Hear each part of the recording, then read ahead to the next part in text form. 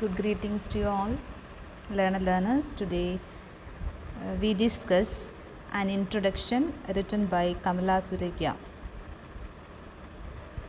Before we discuss the poem, let us discuss something about the poet Kamala Surya. Born on 31st March 1934 and died on 31st May 2009. She is popularly known by her one-time pen name Madhavi Kuti and married name Kamala Das. Was an Indian poet in English as well as author in Malayalam from Kerala, India.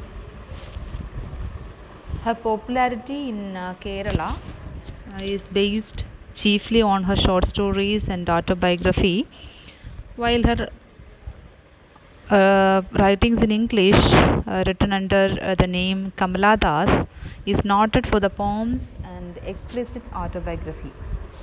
She was also a widely read columnist and wrote on diverse topics including women's issues, child care, politics, among others. Her open and honest treatment of female sexuality and free from any sense of guilt infused her writing with power and God hope after freedom, but also marked her as an iconist in her generation. On 31st May 2009, aged 75, she died at a hospital in Pune. Now over to the poem, an introduction.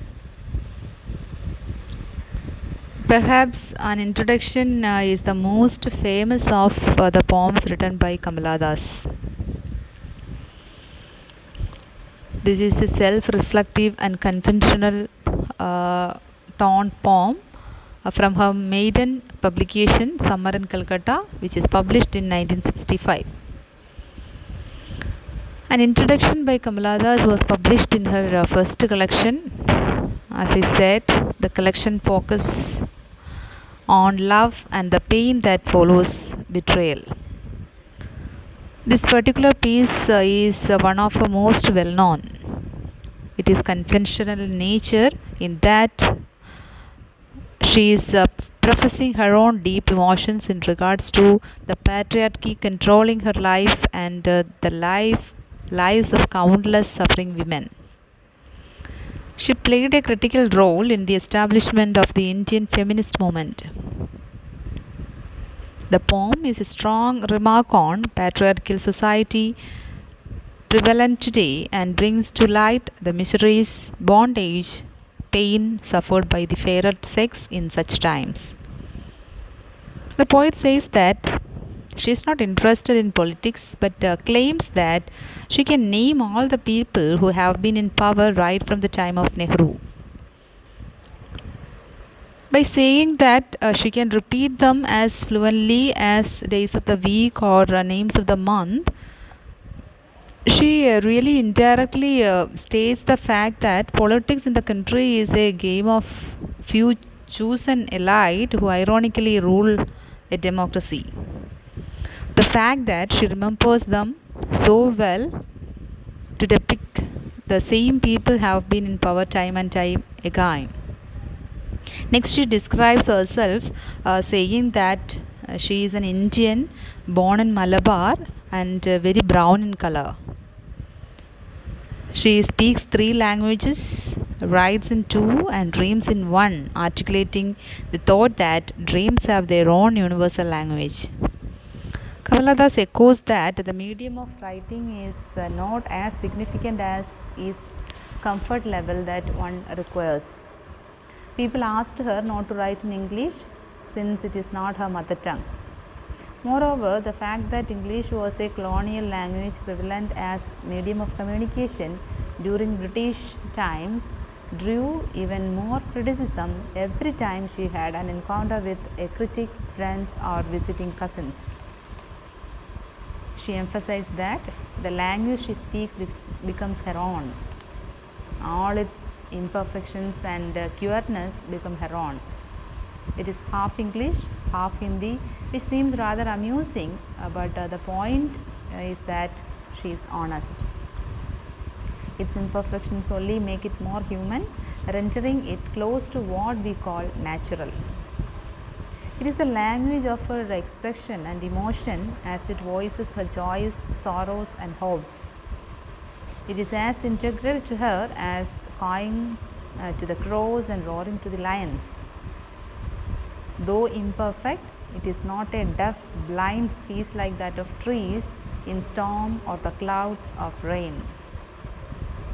Neither does it echo the incoherent mutterings of the funeral pyre.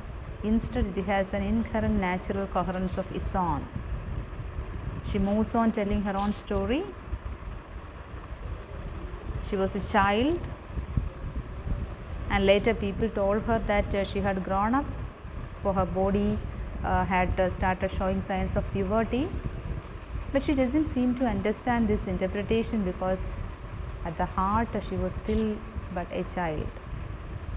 When she asked for love from her soulmate, not knowing what else to ask, she took the 16-year-old to his bedroom.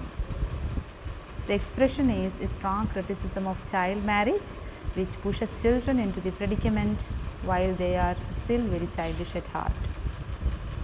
Though he didn't beat her, she felt beaten and her body seemed crushed under her own weight. This is a very emphatic expression of how unprepared the body of a 16-year-old is for the assault it gets subject to. She shrank pitifully, ashamed of her femininity. She tries to overcome such humiliation by being tomboyish, and thereafter she opts for male clothing to hide her femininity. The guardians enforce typical female attire with warnings to fit into the socially determined attributes of a woman, to become a wife and a mother and get confined to the domestic routine. She is threatened to remain within the four walls of a female space lest she should make herself a psychic or a maniac. They even ask her to hold her tears when rejected in love. She calls them categorizers, since they tend to categorize every person on the basis of points that they are purely whimsical. Towards the end of the poem, the poet describes her encounters with a man. She doesn't take names, for it is the symbolism in her relationship that she seeks to convey. He is very other man who wants a woman like an embodiment of the hungry haze of river, while she is very other woman, an embodiment of patience like the ocean's tireless waiting. When she asks every such man who he is, he replies saying he is I. The poet herein, through symbolism, presents to the readers the inherent male ego of a patriarchal society. He is rigid in his mindset like the sword in its sheath, and his views are not open to discussion. It is this I, that is male ego, that justifies lying drunk at 12 in the night in a hotel in some strange town, and justifies the condensing laugh and makes love to woman and then feels ashamed about being so easily carried away, and it dies with a rattle in the throat like everyone else. Death exposes the futility of male ego, showing that the he is no greater than she. Thus, the poet concludes by saying that this I should be no different from her, and thus I is both the sinner and the saint, both the betrayer and the betrayed, and both the man and the woman. There are no joys to I that she doesn't yet experience, nor any pains to him that she hasn't gone through. Thus, she is I too. That is how the poem ends. An introduction, it's a 16-line poem and contained a single stanza. The lines range from 3 words up to 11 and do not follow any specific metric pattern. She has chosen not to use any rhyme scheme, and the lines also vary greatly in length and syllabic number. This means that the poem is written in free verse. This style of writing allows the poet to explore various structures and make use of more sporadic rhymes. There are several examples of half rhyme and internal rhyme in an introduction. And talking about the literary devices, we can find the techniques such as enjambment, repetition, anaphora, etc. That's all about the poem. Hope you have understood. Keep watching my channel. Keep supporting me.